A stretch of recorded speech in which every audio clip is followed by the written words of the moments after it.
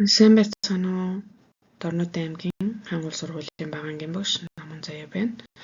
За өнөөдөр би танартай алдааны баяр гэсэн явцын үнэлгээний арга зам санааг танилцуулъя.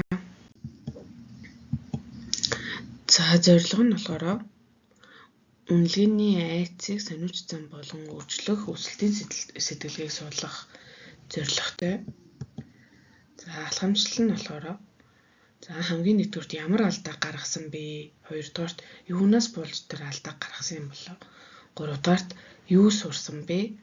За дөрөвдүгürt болохоор дараагийн удаад тэр алдаагаа яаж сайжруулах вэ?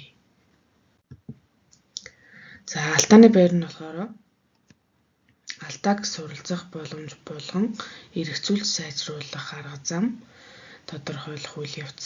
За тэгвэл давуу тал нь юу юм бэ гэхлээр уламжлалт сургалтын алдаа гаргахыг буруу биш хангалтгүй гэж үзнэ шүүмжлэх хандлага дамгаалдаг бол энэхүү арга нь сониуч занг өдөөх сурагч би хаана явна яагаад ийм үр дүнд би гарваа гэж хайж тэрийг сониуч зан төрж түүнийг олно.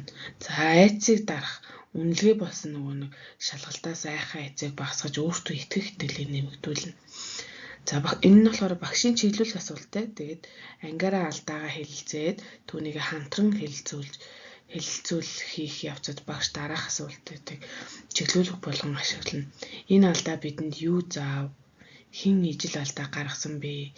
Энэ алдааг засах ямар арга байна вэ гэсэн асуултаар хөтөлж цааш чиглүүлж явна гэсэн үг. За дөрөв нь болохоор алдааг ил толд хуваалцах. За алдаагаа олж хараад түүнийгээ бусдайгаа хуваалцсан сурагчийг хизээж шүүмжлэхгүй. За хоёрт нь олонгой суралцсан зүйлийг нь урамшуулах. Алдаанаас хүүхд суралцаад дүгнэлт хийгээд түүнийг үйлдэл хийж засаад анги багш болон ангийнхандаа тайлбарлаж хэлж өгнө. Тэрийг нь болохоор урамшуулна. За гуравдугаарт нь болохоор үн цэнтэй алдааг сонгох. Өнөөдрийн тэгвэл хамгийн үн цэнтэй алдаа нь юу вэ гэдгийг хамтдаа сонгоод түүнийгээ сайжруулна. За тэгээд мэдээж хэрэг миний алдааны карт гэдээ байна. За тэрэн дээр нь олонгой хамгийн нэгдүгürt миний алдааг нь хүүхэд өөрийнхөө хийсэн зүйлээс өөрөө алдаагаа олж харна. За тэрний дараа олонгой би ойлгосон зүйл буюу алдаагаа засан сайжруулж бичнэ гэсэн үг тийм. За дараа нь болохоор ингэж хийн. За яг тэрнтэй адилхан ийм асуулт даалгавар байх юм бол чи түүний яаж дараа нь хийх вэ гэдэг гаргалгаагаа бичнэ гэсэн үг.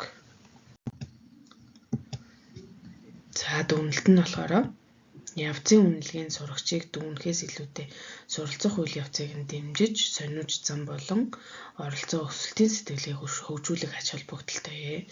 За сурагчид өөрийн алдаанаас айх биш түүнээсээ суралцаж өөрийн алдаанд дүгнэлт хийх чадварыг суралцна.